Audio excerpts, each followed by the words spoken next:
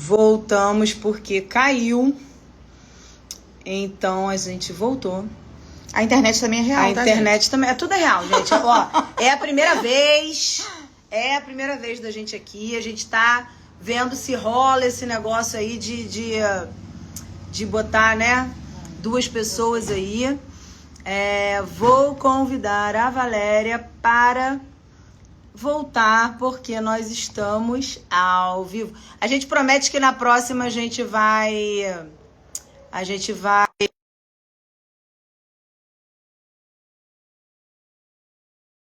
aí.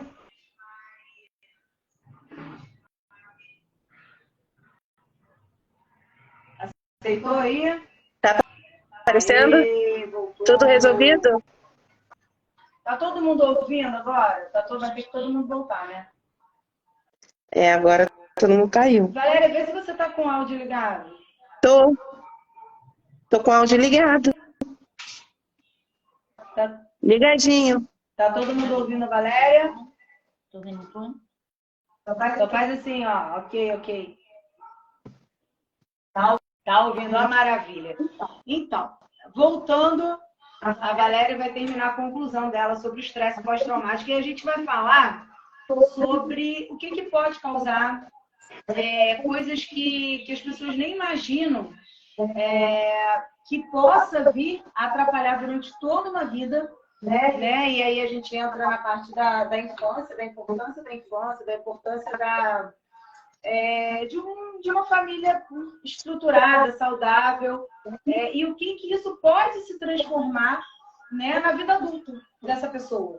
Né? Então, eu vou deixar a Valéria terminar de concluir, né, a questão do que é o estresse pós-traumático, como ele pode interferir em toda a vida da pessoa, se não identificado, se não tratado, e o que é, como identificar isso, tanto na criança quanto no adulto e também nos adolescentes, né? Na verdade, a gente identifica juntos, né? O paciente, o indivíduo, ele começa a sentir que a vida dele não está normal, ele começa a ter pesadelos constantes, ataques de pânico, de ansiedade. A criança começa a ficar com um comportamento desconexo, você percebe que essa criança está diferente. Situações de violência pessoal, violência moral, assédio, deixa a gente com muito constrangimento. Você começa a ter literalmente ataques de pânico quando você encontra situações parecidas, gatilhos emocionais. E aí, gente, não tem muito o que fugir. Como eu estava falando anteriormente, procurar ajuda, procurar um profissional especializado, competente, e falar das suas dores, falar do que está acontecendo. Ah, Valéria, mas eu já estou em terapia e mesmo assim eu tive estresse pós-traumático. Sim, pode acontecer. Pode acontecer da gente estar em terapia e experimentar sensações e situações emocionais que a gente nunca tinha experimentado. Isso pode acontecer. Você pode estar em tratamento psiquiátrico para algum tipo de conduta, de transtorno, e surgir uma outra interferência na sua vida. A Cíntia mesmo tinha um caso da infância, não foi, Cíntia? Foi. Então, eu tive dois, na verdade, assim, quando eu falei coisas pequenas, você não entendeu. Eu não entendi. Porque quando a gente pensa num estresse pós-traumático, você pensa numa coisa assim, absurda. Que pode Passei por uma situação de perigo, arma de fogo. Eu já passei 2 estresses pós-traumáticos que eu descobri numa conversa entre nós 3 sobre o tema. O primeiro deles, quando eu era pequena, e aí eu com essa mania de cotonete, né, fui limpar meus ouvidos com cotonete e acabei empurrando a cera para dentro do meu ouvido e fiquei surda. Fiquei completamente surda. Aquilo me deu um pânico terrível. Meu pai, logicamente, me levou no hospital, eu tive que fazer lavagem, mas daí que eu descobri isso na minha cabecinha infantil, de que eu não tinha ficado surda, isso me desencadeou um estresse tão grande que até hoje, se eu vou num lugar onde tem música muito alta, ou quando eu fico gripada e você fica com aquela sensação de ouvido fechado, é um pânico que eu sinto terrível, mas tão grande que chega a me faltar o ar. Isso é um estresse pós-traumático. Outra grande situação que aconteceu comigo, eu estava em Camboinhas, na praia, com meus amigos, E aí a minha irmã sempre teve muito medo de água, da água do mar. E eu entrei para encher uma garrafa de 2 litros de Coca-Cola para ela se refrescar lá na areia. Só que eu fiquei de costas para a onda. E aí, naquela brincadeira adolescente, subi em cima da garrafa e estou esperando a garrafa encher. A onda veio por trás de mim, eu não vi. Eu levei uma martelada na cabeça. E hoje em dia, para eu entrar na água do mar, eu pego meu marido pelos braços, porque eu sei o que fazer. Eu sei que eu tenho que furar a onda, eu sei que eu tenho que pular, eu sei exatamente o risco e o que eu tenho que fazer naquele momento. Mas o sufoco, a sensação que eu tenho quando eu vejo a onda vindo na minha direção é como se eu fosse morrer naquele momento.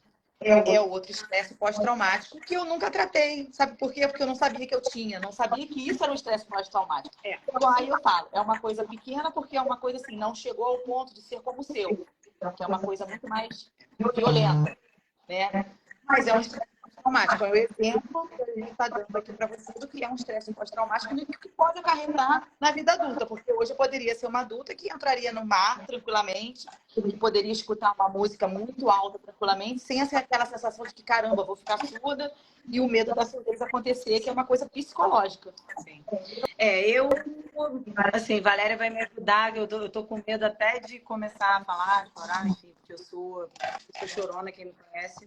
A gente está aqui para falar e para viver isso junto, Ju, então fica tranquilo.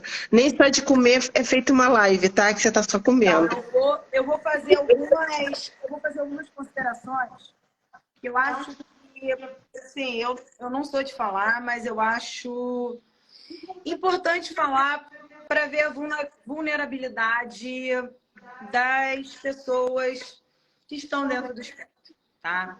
Eu não falo muito, assim, eu tomei coragem agora, vou falar, aproveitar que tem pouca gente, mas quem quiser chama mais, porque aí... Oi, Kelly! Quanto tempo, delícia! Eu vou falar, não me interrompe não, que eu sou TDAH, vamos lá, eu sou TDAH, transtorno de ansiedade, estou com estresse. Caraca, a menina vai me interromper. Agora bico calado, senão eu não consigo raciocinar, sério. Ali. Sério. Vou até sair de cena. Não, pode ficar. Mas, enfim, ficar com barulho, eu não consigo me concentrar. Vamos lá. A gente sabe que... Cara, eu não vou conseguir olhar para vocês, então não acho que eu tô cagando para vocês, no bom sentido. Mas vamos lá. Eu sempre fui uma menina muito infantil, no corpo de adulta, digamos assim, né? Porque quem me conhece há mais tempo sabe que eu fui bailarina e eu... Deixa a mamãe só terminar aqui, ó. Quem me conhece sabe que eu fui bailarina por muitos anos. Enfim, sempre tive, né, aquela questão da menininha, que nem mocinha tinha ficado, mas com o corpo. Aí depois veio a questão, né, educação física e tal, corpão, mas a mentalidade muito infantil. Então eu ficava tentando me enquadrar, né? Tipo, né? Pra ser aceita, baixa autoestima, tudo isso. E quem me conhece há muito tempo também sabe que eu já fiz comercial, já fui da TV, já fiz novela, fiz malhação, enfim. Então vocês imaginem uma menina com cabeça de 12, 13 anos, se não menos, porque naquela época eu tinha menos maturidade do que minha filha hoje, com o corpo, assim, de Sabrina Sato. Eu trabalhava muito com a Sabrina Sato nessa época. E, enfim. Então, assim, eu não via maldade nenhuma. E óbvio que ninguém ia acreditar, né? Uma mulher com corpão, sarada e tal. Então eu achava que todo mundo era meu amigo, que todo mundo, né, estava ali para acrescentar alguma coisa, enfim. E numa desses trabalhos e tal, um desses trabalhos não, né, vários trabalhos, tá?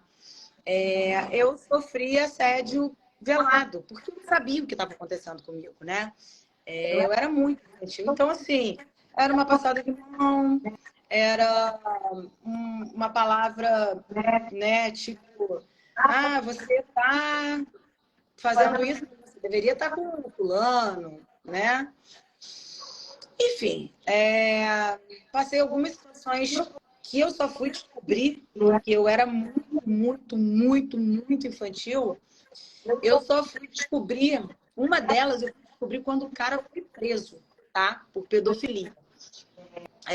Isso eu contei pra ninguém, gente. Enfim, vou contar porque até assim, a gente tem filhos e a gente precisa alertar para essas coisas. Uma delas eu descobri quando o cara foi preso, um fotógrafo, por pedofilia.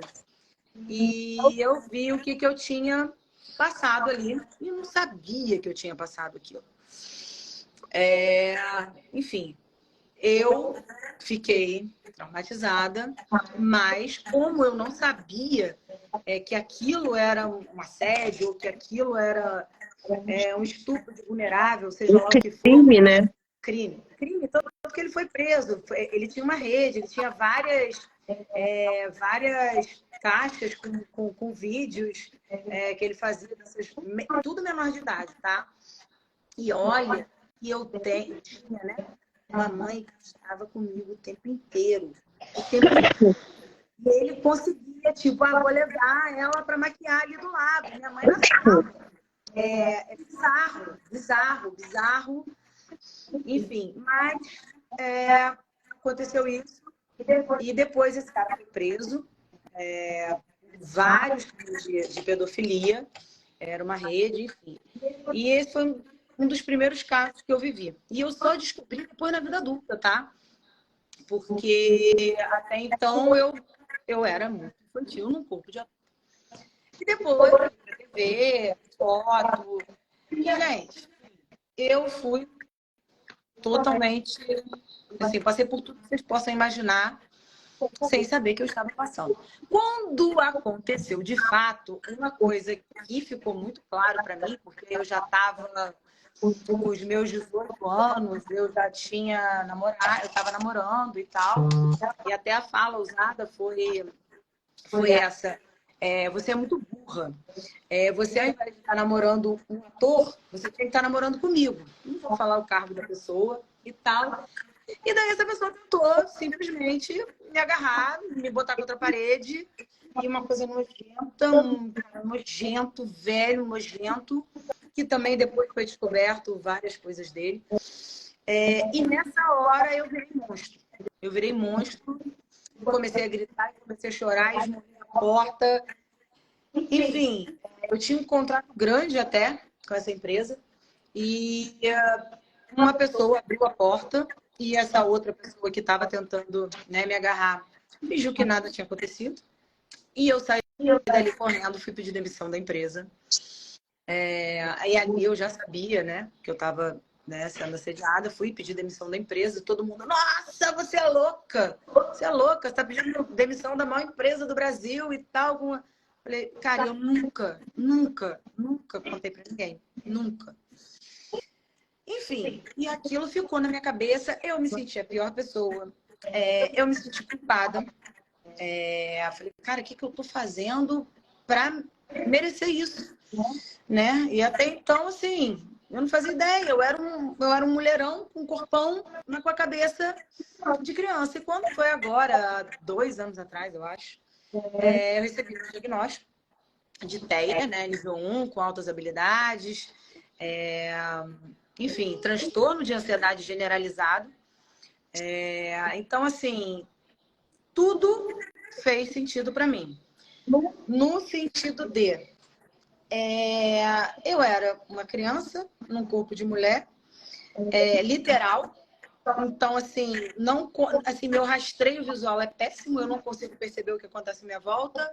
Eu não consigo perceber se um cara tá dando em cima de mim. Eu acho que todo mundo achava, né? Achava que todo mundo era meu amigo, que todo mundo queria meu bem, porque eu sempre fui muito idiota. Valéria conheceu minha mãe, né? E Cíntia também. Nós conhecemos... Cara, nossa história é muito antiga. Mas assim... e todo mundo sabe que a gente... tanto eu como minha mãe, a minha criação... Enfim, eu acredito que minha mãe também estivesse dentro do espectro. Mas... a gente não conseguia ver a maldade do ser humano, né? E, assim, tudo começou agora, né, nesse último caso meu de estresse pós-traumático, depois do diagnóstico, onde a gente foi pensando em tudo que eu já vivi, em tudo que eu passei, como isso mexeu comigo, como isso atrapalhou minha vida, minha autoestima, minha dependência emocional, minha dependência num todo. E, ai, mas você é linda, ai, mas você tem corpão, ai, mas você foi atriz, ai, mas... Gente, vocês não têm noção do que é passar por uma situação dessa, né? Na infância, na adolescência, na vida adulta e tal, e ser abusada direto, em todos os sentidos, tanto emocional, quanto, enfim. E você... assim, quando eu recebi meu diagnóstico, eu não entendi ainda, eu não tinha entendido ainda na questão do meu diagnóstico, né? Na verdade, a minha ficha só foi cair depois de um tempo. Deixa eu só te interromper uma coisa, Ju. Eu quero completar com você. Já percebeu, inclusive na tua fala a gente também pode perceber isso, o quanto a gente acaba tendo culpa por sentir, por ser abusada, por ser vítima, por desenvolver essas situações de estresse? Você já deve ter falado aí umas 4 vezes. Eu não percebia. E a gente não percebe mesmo. E não há culpa nenhuma nisso. Você foi vítima de pessoas doentes, maníacas, sem caráter, enfim, que se prevaleceram de uma situação física e emocional sua na época e fizeram tudo isso que aconteceu na tua vida. E hoje, muitas vezes, mulheres, homens com você relatam isso com culpa, por não ter percebido, por não ter atentado para isso antes, por ter acreditado. Você acabou de falar uma coisa linda, que é acreditar no outro. A gente é feito para acreditar no outro, né? Eu sou psicóloga, gente. Eu tenho que acreditar no ser humano. Se eu não acreditar, eu não posso mais viver na minha profissão. Então, e a gente se culpa o tempo todo por isso. Não queria te interromper, mas queria só fazer esse alerta. Mas isso também foi legal você interromper, porque a Kelly falou exatamente isso no comentário que ela deixou aqui. A gente se culpa pelo erro dos outros. Né? A gente acaba levando, a gente se autocritica, se mortaliza pelo erro de terceiros. E chega uma hora que isso se foca. E a gente se culpa também por não conseguir, não acreditar que é suficiente. E a gente é suficiente. Também tem isso. Mas, assim, eu acho que... assim, eu tenho muita história para contar. Acho que eu ficaria aqui 2, 3, 4, 5 horas contando. Mas, assim, o que mais pesou agora, ultimamente, para mim, foi me dar conta. E, assim, quando eu recebi o diagnóstico dos meus filhos... enfim, todo mundo no espectro e tal. Eu não tinha noção nenhuma. Tipo, você teve luto do diagnóstico? Eu falei, gente, não tive. Porque, assim, os meus filhos são... Eu entendo meus filhos são iguais a mim. Para mim, todo mundo é assim. Era, né? Para mim, todo mundo era assim.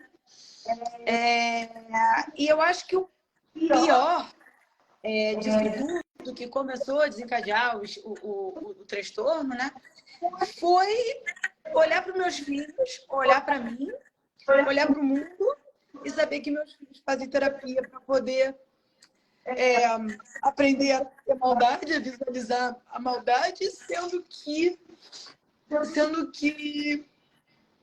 não é culpa nossa. Então, assim, eu acho que aí foi ruim. Aí eu comecei a enxergar tudo que dava na minha volta, tudo que eu vivi que eu não tinha enxergado. Tudo faz sentido, né? A situação que a gente vive,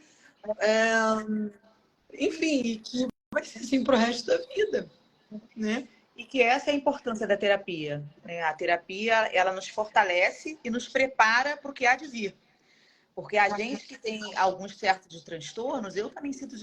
Eu sofro de ansiedade crônica. Então, assim, eu faço meu tratamento com o meu psiquiatra e com a minha psicóloga. E como é importante a gente se preparar para o que a gente acha que vai sentir. Porque quem tem transtorno de ansiedade tem isso, né, Ju? Você também tem, então a gente sofre por ansiedade. E às vezes a pessoa que está do teu lado, ela fala assim, nossa, mas você sofre antes do tempo, você já está pensando lá na frente, você já está É, eu sofrendo não disse uma ansiedade. coisa que você nem sabe Fala que vai isso pra pessoa. acontecer, né? E o quanto o transtorno pós-traumático está ligado à ansiedade. Porque todos esses traumas que a gente passa faz com que você também fique muito ansiosa, porque você acha que aquilo ali vai acontecer sempre. E pra gente que é Sempre. mãe, é pior ainda. Porque a gente acha que tudo isso vai acontecer com os nossos filhos. E hoje o mundo está tão numa toxicidade tão grande, numa coisa tão ruim, que a gente quer preservar tanto a mentalidade infantil das crianças, né? Por mim, eu botava minhas duas filhas numa bolha, gente. Assim, se eu pudesse botar minhas duas Mariazinhas ali numa bolha e proteger elas da maldade do mundo, mas eu não tenho esse superpoder. E não ter esse superpoder me faz sofrer também. Porque é um trauma que eu tenho, de querer fazer mais e mais e mais e mais, e que você sofre por isso. E a gente também não pode botar eles na bolha, né, amiga? Porque eles têm que encarar porque o a gente tem que mundo. preparar para o mundo. Gente, é É muito isso. difícil. A gente tem que fazer bons seres humanos para esse mundo. Mas Então a gente não pode botar na bolha. Só para finalizar, porque senão eu também não paro de falar, porque, enfim, é uma mulher, né, dentro do espectro, enfim, a gente sabe da vulnerabilidade, então a gente olhando para trás, a gente vê o quão ingênua a gente foi. E meu maior medo é meus filhos passarem por isso e graças a Deus hoje a gente consegue ter bons profissionais para que identifiquem, para que a gente possa tratar. Mas esse último, esse meu último que juntou tudo, juntou coisas de muito... Porque minha mãe faleceu, porque aconteceram várias coisas e eu sempre forte, né? Quem me conhece sabe, Juliana, forte, guerreira e tal, e de fato eu não sentia. Foda, né? Não, mas eu não sentia as coisas assim, como elas realmente são, porque eu não enxergava as coisas como elas realmente são.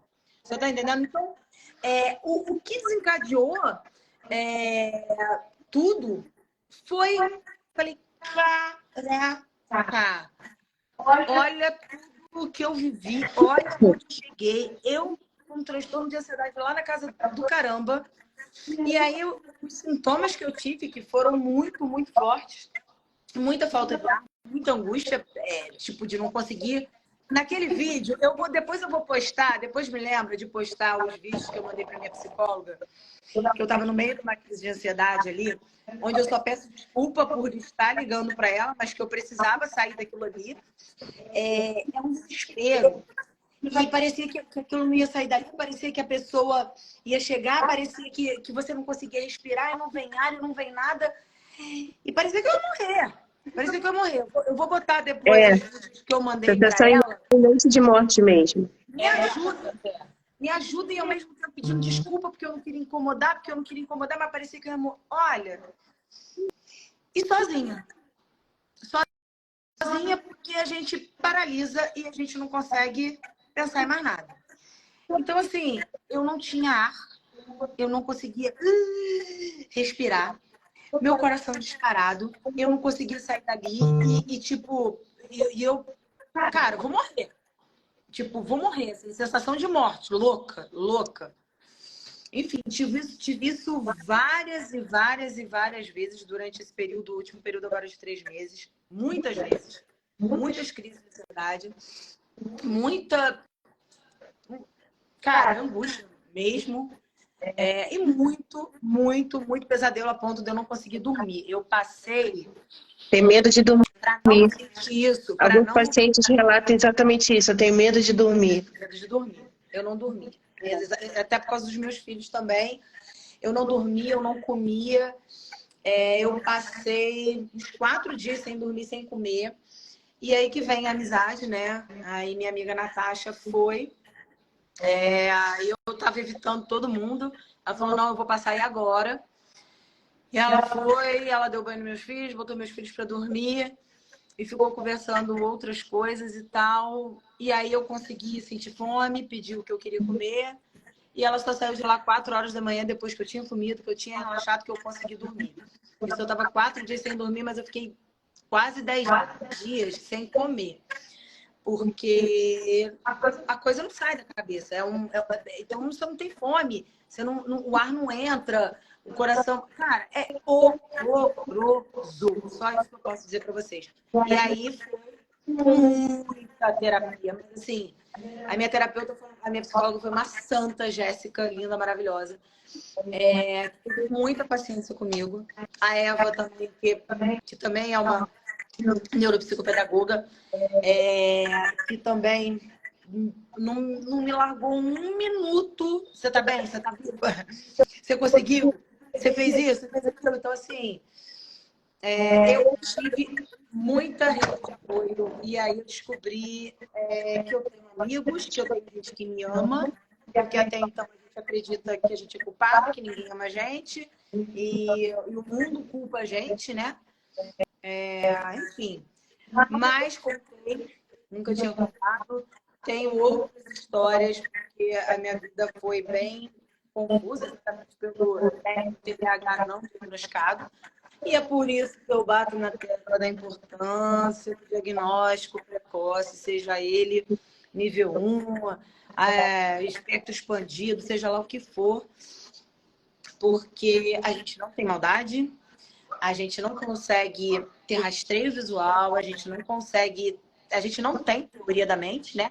Então a gente não consegue imaginar o que o outro vai fazer com a gente não consegue agir em certas situações. Então, para isso, a gente precisa de terapia para aprender.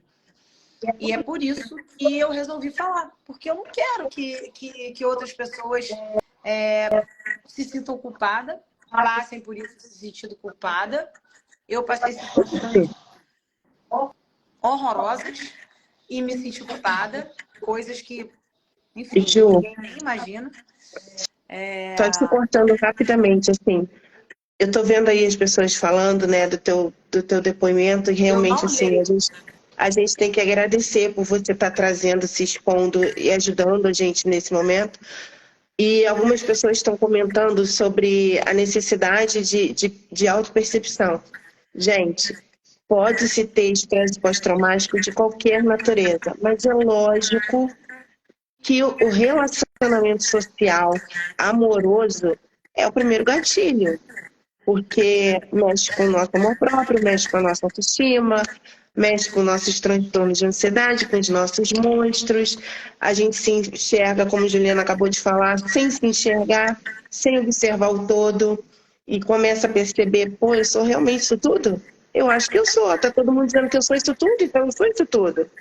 Então, é importante mesmo que você se exponha e nos ajude a falar sobre isso, que é difícil, né? É difícil a gente falar do que não é legal.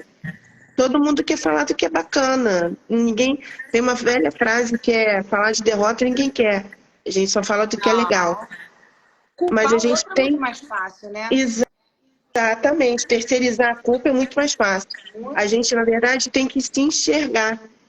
E acredito eu que nós três somos de uma geração que custou acreditar nisso. Mas hoje em dia já acredita, já leva nossos pequenos para terapia, já leva nossos pequenos para conversar, para ouvir. Me chama de louca. Para que você leva tanto essas crianças para terapia de segunda a segunda, o dia inteiro e tal? Não sei. Gente, só eu sei o que eu passei. É porque, na verdade, a gente foi criada por uma geração. A minha mãe está assistindo a live. E a minha mãe, ela sempre que as minhas filhas vão para psicóloga, ela fala, mas eu vou lá ensinar para sua psicóloga o que ela vai fazer. Então, assim, a gente foi criada por uma geração que era muito preconceituosa com essa questão de terapia. Muito preconceituosa. A gente ainda é até hoje. Muita gente não acredita. Chama a mãe de transtorno. Não, fala, trabalha, casa, tem filho, falta do que fazer, vai arranjar a louça para lavar, né? A gente até escuta isso hoje em dia. São absurdos, que a gente já ouvi muito mais, mas ainda ouço. Exatamente. Mesmo com todo esse conhecimento que hoje em dia a gente tem, ainda existe essa questão de você, às vezes, estar em crise e a pessoa que está do seu lado não entende que você está em crise, porque ela não consegue sentir o que você tá, né? Aquilo que você tá passando naquele momento. Acha que é fácil, né? Eu, no sábado passado, tive uma crise, né, de ansiedade, mas assim, a crise me desencadeou até para um lado violento, porque a minha vontade era de sair quebrando tudo. Então, existe isso também, né? A pessoa que desliga, né? E a pessoa que explode, né? Eu sou do lado que explodo. No autismo, a gente chama isso de shutdown e meltdown, né? Eu sou aquela que apaga. E eu não vejo mais nada, não sei. E é por isso também, isso é uma coisa importante, e é por isso também que às vezes eu tenho dificuldade de enxergar as coisas, porque eu apago. Se eu chegar num auge de violência ou... Enfim, eu já passei... Gente, eu já passei situação horrorosa. Eu fico tão atônita que eu não vejo mais nada na minha frente. Você fica cega, né? E aí eu acabo esquecendo daquilo porque eu fui pra Nárnia e voltei, entendeu? Até porque Nárnia também é uma fuga, né, amiga? Nárnia é uma fuga, total. E aí a gente acaba vivendo essas questões todas de necessidade de terapia, de necessidade de ajuda de terceiros, né? A gente tem que ter uma rede de apoio. A gente não consegue. A gente que tem esses transtornos, a gente vive nesse mundo louco. É porque antes, agora eles falam que tudo é mimimi, tudo é transtorno, tudo é não sei o que, tudo é não sei o que lá. Olha aonde eu fui parar por causa do mimimi. Olha o que aconteceu na minha vida, né? Tipo, eu sempre fui a fresca, chorona, a infantil, a criança até hoje, sou chamada de infantil até hoje. Tudo é mimimi. Você leva seu filho, mas seu filho fala, mas seu filho é inteligente, de como funciona a nossa cabeça, que a gente não consegue ver maldade. Então, assim, a gente tem que estudar, entre aspas, para entender a maldade do ser humano, que o ser humano está tentando enganar a gente. Cara, é bizarro. Então, eu sou com o meu transtorno, porque o transtorno de hiperfobia, porque é tudo mau caráter, sabe? Mas tudo ser ingênuo porque é mau caráter. Ai, peraí, só um minutinho. É real. Esse aqui é o quê? Peraí, que agora assim que eu vou falar de você. Peraí. Pau. Gente, enquanto a Ju tá falando lá com o Tutu, uma coisa também que é importante é que, assim, esse espaço aqui, de vez em quando a gente vai, né, Cíntia? Convidar um parceiro, convidar uma palavra, um profissional, alguém que queira falar, que queira agregar com a gente, que queira falar, trazer um conteúdo bacana. Esse espaço está aberto para todo mundo. Essas lives de trocas, elas são importantes, mas nem sempre vocês vão ver as nossas 3 carinhas só aqui. Vão ter outras carinhas por aí que a gente acredita que pode contribuir muito com o conteúdo, não só do salto, como para a vida de todo mundo, né?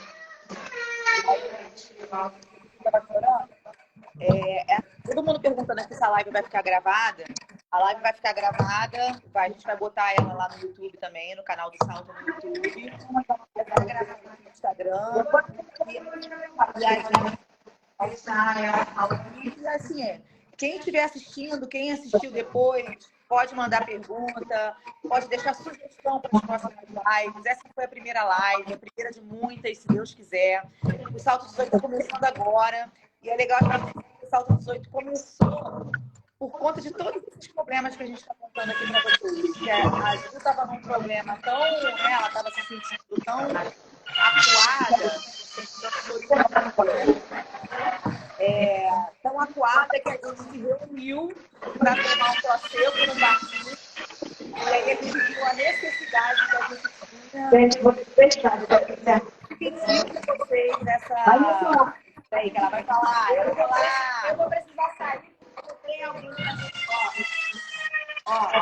agora vamos voltar aqui muito mais.